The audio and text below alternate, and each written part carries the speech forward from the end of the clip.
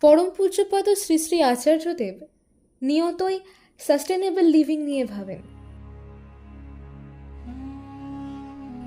যা সাস্টেন করবে, অর্থাৎ আমাদের বাঁচিয়ে রাখবে, সেইটাই সাস্টেনেবল লিভিং। সহজভাবে পরিবেশ বান্ধব জীবনযাপন, এটা একটা লাইফস্টাইল। তাই নিজের জন্মদিনে তিনি মেতে ওঠেন বৃক্ষরোপণ উৎসবে। কখনো কথার ছলে বলে ওঠেন, আপনি হয়তো দীর্ঘক্ষণ জলের কল খুলে মুখ ধুচ্ছেন, স্নান করছেন, কাপড় কাচ্ছেন, দাড়ি শেভ করছেন, কিন্তু এই জন্যই হয়তোবা আপনার উত্তর প্রজন্ম জল পাবে না। এমনকি আনন্দবাজারে যে জলের অপচয় হতো থালা এবং হাত ধোয়ার জন্য, সেটাও বন্ধ করে দিয়ে সেই জলকে তিনি পার্শ্ববর্তী এলাকায় কৃষিকাজে ব্যবহার করবার ব্যবস্থা করলেন। জল সংরক্ষণ এই উদ্যোগের অন্য আরেকটি দিক। এক্ষেত্রে আচার্যদেবের অনন্য বিজ্ঞান চেতনা বিস্মিত করে আমাদের। জল সংরক্ষণের ক্ষেত্রে সারা দেশের মধ্যে অনন্য নজির সৃষ্টি করলেন তিনি। রুক্ষ শুষ্ক দেওঘরের জলাভাবের কথা আমরা জানি। 24শে জুলাই 2019 তারিখে দৈনিক জাগরণ পত্রিকা তার কথাগুলি লিপিবদ্ধ করে রেখেছিল। তিনি বলেছিলেন, বাবানগরী দেওঘরে জল সংকট নিয়ে গভীর শঙ্কা রয়েছে। এটা শুধু সৎসঙ্গ আশ্রমের উদ্বেগের বিষয় নয়, পরিবেশ সংরক্ষণ পুরো বিশ্বের উদ্বেগের বিষয়। বিশ্ব উষ্ণায়নের প্রভাব যেভাবে বেড়েছে, সেই দিন দূরে নয়, গোটা বিশ্ব পরিবেশ দূষণের রুদ্ধশ্বাস হয়ে যাবে। কংক্রিটের বিকাশে পরিবেশের মেজাজ দ্রুত বদলে যাচ্ছে। দেওঘর এলাকায় জলসংকট নিয়ে গভীর শঙ্কা রয়েছে। জনসংখ্যার চাপ এখানে দ্রুত বেড়েছে। তিনি স্মরণ করিয়ে দেন, ধর্মসাধন দেওঘরের মানুষের বেঁচে থাকার উৎসও বটে। প্রতিদিন বিপুল সংখ্যক মানুষ দেওঘরে আসেন। এক্ষেত্রে পরিমাণের অতিরিক্ত জল লাগেই। জল বাঁচাতে হলে সরকারকে কঠোর আইন করতে হবে, মানুষের মধ্যে বাড়াতে হবে সচেতনতা, তবেই সম্ভব জল সংরক্ষণ। শ্রী শ্রী ঠাকুরের দূরদৃষ্টি প্রসঙ্গে আচার্যদেব বললেন, ভবিষ্যতের কথা ভেবে সেই সময়ে তিনি দারোয়া নদীতে গঙ্গা নিয়ে আসবার কথা বলতেন। একজন আচার্যদেবের কাছে জানতে চেয়েছিলেন, ভারত একটি কৃষি প্রধান দেশ, কিন্তু কৃষকদের অবস্থা এখানে সংকটজনক, আবার ঝাড়খণ্ড তো এত খরার কবলে কেন? সহজ প্রাঞ্জল যুক্তিপূর্ণ উত্তর ছিল তার। দেখুন, জলের সংকটের সবথেকে বড় কারণ যথাযথ সেচের ব্যবস্থা না থাকায় কৃষকদের ইন্দ্রের ভরসায় চাষাবাদ করতে হয়। এই অবস্থায় খরার সম্মুখীন হওয়া খুব স্বাভাবিক। কৃষকদের অবস্থা যদি সত্যিই সুদৃঢ় করতে হয়, তবে আমাদের ড্রিপ সেচ, সৌরশক্তি এবং বিজ্ঞানসম্মতভাবে কৃষি উন্নয়নের কাজে ব্রতী হতে হবে। এর পাশাপাশি তিনি সংযুক্ত করলেন অর্থনীতির মৌল সূত্রটিও। কৃষকদের সরাসরি সংযুক্ত বাজার থাকাটা অপরিহার্য। কৃষক ও বাজারের মধ্যে মধ্যস্থতাকারী মানুষের ভূমিকা শেষ হওয়া উচিত। দেশের আর্থসামাজিক অবস্থা পরিবর্তনের অমোঘ নিদান তিনি দিলেন এইভাবেই, যা বাস্তবে ও আদ্যন্ত বৈপ্লবিক। জল অপচয় নয়, যাপিত জীবনের বদল আবশ্যিক। চারিদিকে বর্জ্যের স্তূপ, জলের জন্য হাহাকার, বৃক্ষহীন রুক্ষ ভূমি, পুকুর বুজিয়ে আকাশচুম্বী অট্টালিকা ক্রমশ এই ধরিত্রীর চেহারা বদলে দিচ্ছে। তাই বসুধার ফুসফুসে প্রাণবায়ু ভরে দেওয়ার একমাত্র উপায় পরিবেশ বান্ধব জীবনযাপন।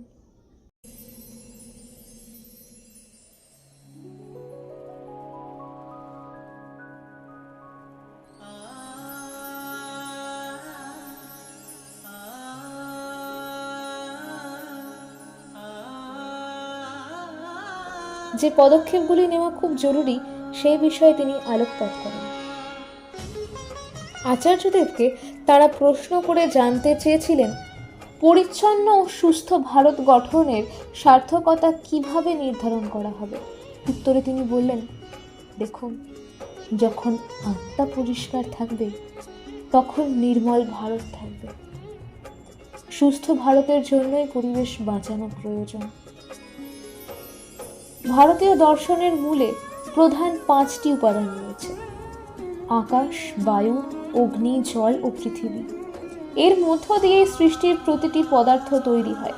প্রকৃতিও এই পঞ্চতত্ত্ব দিয়েই তৈরি। তাই ধর্মকে ধারণ করা এবং নিজেকে রক্ষা করাটা জরুরি। আর এইটা করার মধ্য দিয়েই আমরা অপরকেও বাঁচাতে পারব। এটাই সার্থকতা। আনন্দবাজারের যে শালপাতায় আমরা হাজার হাজার মানুষ প্রসাদ গ্রহণ করি, সঙ্গে রান্নাঘরের বর্জ্যের মধ্যে যে আনাজপাতির খোসা থাকে, সেটা কম্পোস্ট করে যে গাছের শাকসবজির সার তৈরি করা যায়, এ ব্যাপারেও তার উদ্ভাবনী পরিকল্পনা অসাধারণ। তিনি শুধু বলেই ক্ষান্ত থাকেননি, বাস্তবে গাছ লাগিয়ে পৃথিবীকে সুস্থ রাখার পথ অন্বেষণ করেছেন। জলের জন্য চারিদিকে এই যে হাহাকার, এটা দূর করতে আমাদের প্রত্যেকের হিসেব করে জল খরচ করতে হবে। হেঁসেলের বর্জ্য আনাজ সবজি যেমন সার হিসেবে খেতে দেওয়া যায়, তেমনি চাল ধোয়া জল গাছের গোড়ায় দেওয়া যেতেই পারে। আর চাই রেইন ওয়াটার হারভেস্টিং। আচার্যদেব বলেন, প্রকৃতি থেকে, সমাজ থেকে যারা শুধু নিয়েই যায় আর ধ্বংস করে আর বিনিময়ে কিছুই দেয় না, তারাই আসলে অ্যান্টি সোশ্যাল, ক্রিমিনালের সঙ্গে আলাদা। তিনি আমাদের এই ধরিত্রীর বুকেই মনের কোণে ভরসা বুনে দেন। প্রস্তুতির প্রথম পা ফেলতে হবে তাই তার ভাবনা নিয়ে। নৈষ্কর্ম আর অবসাদের সঙ্গে লড়াই করার অস্ত্রও আছে সেইখানে। একের পর এক তীব্র ঘটনার অভিঘাতে স্তব্ধ থাকা বা বিলাপ করা অনেক সহজ, কিন্তু সেই বাধাকে বাধ্য করে, অতিক্রম করে আবার চড়ুইবেদী মন্ত্র নিয়ে পথ চলার প্রস্তুতির কথাই বলেন আচার্যদেব। ভরসা বা আশা বলতে অনেক সময় মনে হতে পারে অকারণ স্বপ্ন, অবোধ প্রগতিবোধ। কিন্তু যদি সেভাবে দেখা না হয়, যদি ভাবি ভরসা হলো একটা দায়িত্ব, একটা কর্তব্যবোধ, নৈতিকতা বোধে নিষিক্ত জীবন বাঁচার প্রাথমিক ও আবশ্যিক ধাপ, তবে সেখানেই নিশ্চিত রূপে খুঁজে পাবো তাকে। বিষণ্ণ মেঘেদের পরিযায়ী অবয়বে কোনো রঙিন ডানা দেখি না আর। বসুধার বিস্তৃত কোল জুড়ে দুপে শারীর বৃত্ত, ফনাতলা বিষবাষ্প, তিক্ত চুম্বনে শুষে নিচ্ছে জলকণাদের ঠোঁটের জলছাপ। রামধনুর কিনার ক্রমশ ধূসর থেকে ধূসরতর। প্রজ্ঞাপারমিতার হস্তরসনায় আবহাওয়াজনিত তুগলকি স্বাদ। কিন্তু কেন? মূলে রয়ে গেছে আমাদেরই লোভ। জলের অপচয় আমাদের খাদের কিনারে এসে দাঁড় করিয়েছে। শ্রী শ্রী আচার্যদেব একবার কথা প্রসঙ্গে বলছেন, ডিপ টিউবওয়েলে বোর অয়েল করতে গিয়ে ক্ষতিটা আমরাই ডেকে আনি। ভূগর্ভস্থ জলস্তরের ওপরে অত্যাচার করা হয়, তার চাইতে 400 কুয়ো করা ভালো। এভাবে মাটির গভীর থেকে সব জল শুষে নিলে 100 বছর পর লাভা বেরোবে। গরমকালে শাওয়ার খুলে ঠায় দাঁড়িয়ে থাকলে তো ভালোই আরাম লাগে, কিন্তু এইভাবে জল অপচয় করা হলে আপনার নাতি আর জল পাবে না। কল সবসময় স্লো করে খোলা উচিত। রান্নাঘরের সিঙ্কে বাসনপত্র ডাঁই করে সব শুদ্ধ নামিয়ে রেখে প্রবল বেগে কল খুলে দেওয়া হয়। সিঙ্কটাকে ডাস্টবিন কিংবা গার্বেজ ভাবাটা ঠিক নয়। আপনি ঝরঝর করে কল খুলে দাড়ি কাটছেন, জল অপচয় হচ্ছে। আপনার নাতি খাবার জল পাবে তো? এটা ভেবে দেখেছেন? প্রসঙ্গত মনে রাখতে হবে, জল সংরক্ষণের ক্ষেত্রে তারই নির্দেশ মেনে সারা দেশের মধ্যে অনন্য নজির তৈরি করতে পেরেছে দেওঘরের সৎসঙ্গ আশ্রম। এই কারণে ভারত সরকারের জলশক্তি মন্ত্রকের অধীনে প্রদত্ত ন্যাশনাল ওয়াটার অ্যাওয়ার্ড 2019-এর প্রথম পুরস্কার অর্জন করে সৎসঙ্গ। জল বাঁচানো, জল সংরক্ষণের ক্ষেত্রে সৎসঙ্গ দৃষ্টান্ত স্থাপন করতে পেরেছে। আশ্রমের বিশাল চত্বর জুড়ে যে ভবনগুলি রয়েছে সেই সবকটি ভবনের ওপর পড়া বৃষ্টির জল যাতে একটুও নষ্ট না হয় সেই দিকটির ওপর বিশেষ নজর দেওয়া হয়েছে। ছাদের ওপর পড়া বৃষ্টির জলকে পাইপের মাধ্যমে মাটির গভীরে পাঠিয়ে ওয়াটার লেভেল রিচার্জের ব্যবস্থা করা হয়েছে। তাই সংশ্লিষ্ট এলাকা ড্রাই জোন হওয়া সত্ত্বেও এখন আর জলের সেই সমস্যা নেই। জল কিংবা গাছও আমাদের ভোগবাদের শিকার। মানুষ হয়ে মানুষের অধিকারই হরণ করছি আমরা। ঠিক সেইখানে আচার্যদেবের বিপ্রতীপ চিন্তার উজান স্রোত আমাদের নতুন করে ভাবতে শেখায়। এও এক নিরন্তর সংগ্রাম বিশ্ব নিয়ন্তার নামে, প্রকৃতি বিনাশী কর্মের বিরুদ্ধে লড়াই। আচার্যদেব সমগ্র অন্তর দিয়ে এই ধরিত্রীকে ভালোবেসেছেন, আর তারই জীবন্ত উদাহরণ দেখতে পাওয়া যায় যখন তিনি করোনাকালে বন দপ্তরকে বলে তপবন সহ আশেপাশের পাহাড়ের ক্ষুধিত বানর হনুমানগুলিরও খাবারের ব্যবস্থা করেছিলেন নিজ উদ্যোগে।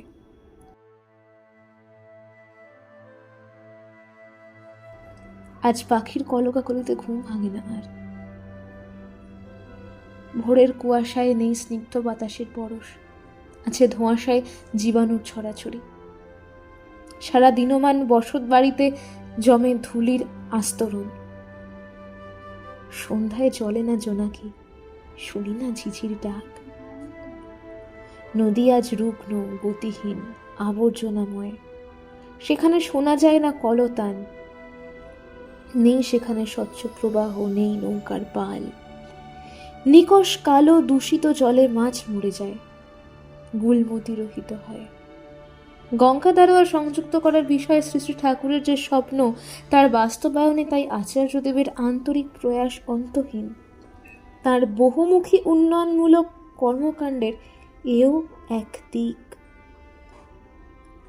আনন্দবাজারে ব্যবহৃত জল, চাল ধোয়া, সবজি ধোয়া, হাত মুখ ধোয়া, বাসন ধোয়া, এই সমস্ত জল বায়ো এটিপি প্ল্যান্টের মাধ্যমে পরিশ্রুত করে আশ্রমের বাগানগুলিতে এবং পার্শ্ববর্তী অঞ্চলে ড্রিপ ইরিগেশন পদ্ধতির মাধ্যমে যে সেচের ব্যবস্থা, তাও তাঁরই প্রেরণা ও উদ্যোগে। এও জল সংরক্ষণেরই এক উজ্জ্বল দৃষ্টান্ত। পুনর্নবীকরণযোগ্য শক্তির ব্যবহার শিখতে উৎসাহ পাই তার কাছে। সময়ের সাথে তালে তাল মিলিয়ে নতুন নতুন উদ্ভাবন পদ্ধতির আবিষ্কার বিস্ময় করে। তার পরিবেশ বান্ধব সৃজনশীলতা শিল্পীর মন কাড়ে। বিশিষ্ট বিজ্ঞানী ও কৃষি বিশেষজ্ঞদের সঙ্গে আলোচনা করে সিদ্ধান্ত নেন তিনি। কখনো চাপিয়ে দেওয়ার পক্ষপাতী নন। গত 8ই আগস্ট 2022 আচার্যদেবের দর্শনে এসেছিলেন ICAR Indian Institute of soil science ভোপালের principal scientist and head doctor AB Sinha এবং কৃষি বিজ্ঞানী AK পাত্র এবং দেওঘরের সুজানিতে অবস্থিত স্থানীয় কৃষি বিজ্ঞান কেন্দ্রের প্রজেক্ট ডাইরেক্টর ডক্টর সিং প্রমুখ। মনে রাখতে হবে, শ্রী শ্রী ঠাকুর কখনো রাসায়নিক সার পছন্দ করেননি। 1986-তে ভারতবর্ষে এসে জাপানি কৃষিবিদ মাসানোবু ফুকুওকা বলেছিলেন, রাসায়নিক সার যদি কৃষিক্ষেত্রে অবিরাম ব্যবহার করা হয় তবে তা হবে পারমাণবিক যুদ্ধের চাইতেও ক্ষতিকারক। পরম পূজ্যপাদ শ্রী শ্রী আচার্যদেব বাস্তবে তাঁদের সঙ্গে আলোচনা করেই অসাধারণ জৈব সারের পরিকল্পনা করলেন, যা ধরিত্রীর সুস্থতার সঙ্গে ওতপ্রোতভাবে জড়িয়ে আছে। ওই বিশেষজ্ঞগণ আশ্রমের হিরোনা বাগানে গিয়ে আশ্রমের যত্রতত্র পড়ে থাকা শুকনো পাতা এবং আনন্দবাজারের প্রসাদ গ্রহণের পর বর্জ্য পাতা থেকে সার তৈরির কাজ পরিদর্শন করে তার গুণমান পরীক্ষা করেন। আশ্রমে এখন 3 ধরনের সার প্রস্তুত হচ্ছে: পাতা সার, কম্পোস্টার কম্পোস্ট এবং ভার্মি কম্পোস্ট। রকমারি বৃক্ষের খাদ্য এইভাবেই প্রস্তুত করা হয়, গাছ দিয়েই বিউটিফিকেশন, কৃত্রিম ইট কাঠ পাথর দিয়ে নয়। এও তাঁরই পরিবেশ চিন্তার এক অনন্য প্রতিফলন।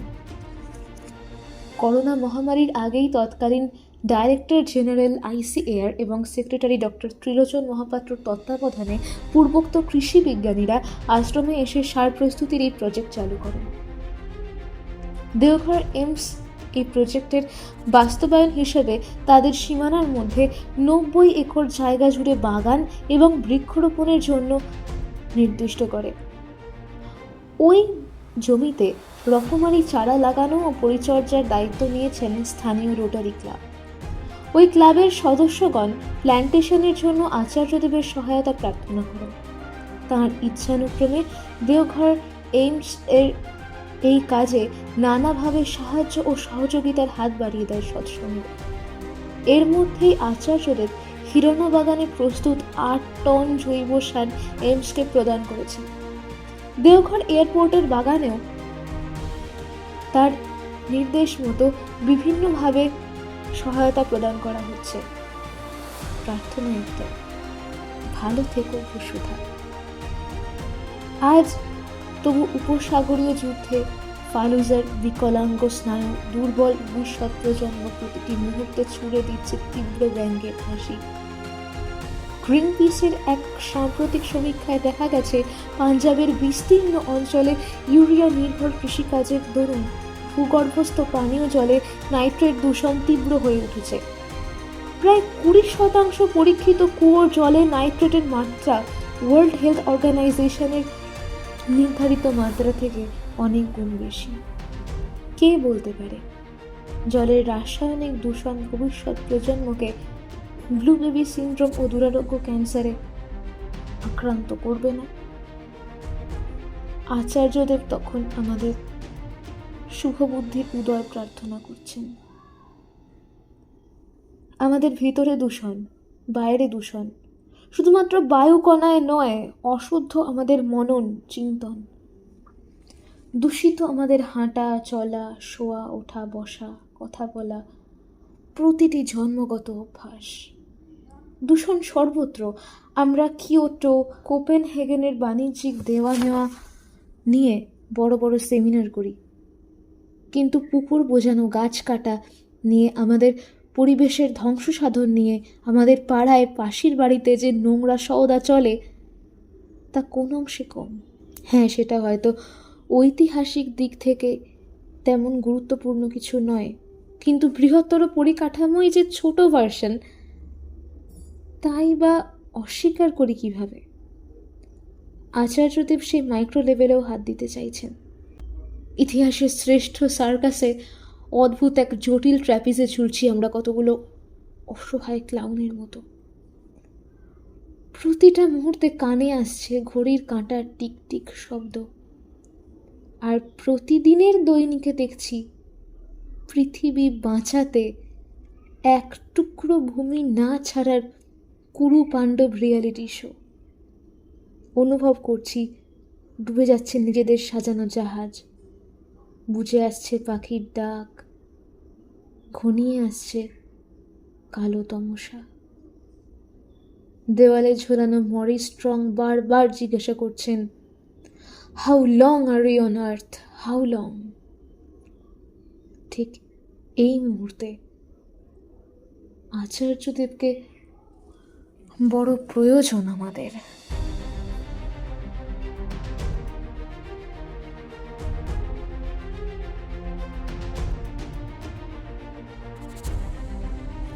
আজকের লেখাটি আলোচনা ফাল্গুন 1431 একটি অংশে দেবদ্যুতি বন্দ্যোপাধ্যায়ের কলমে তোমার প্রেমে অবগাহীর অংশ বিশেষ।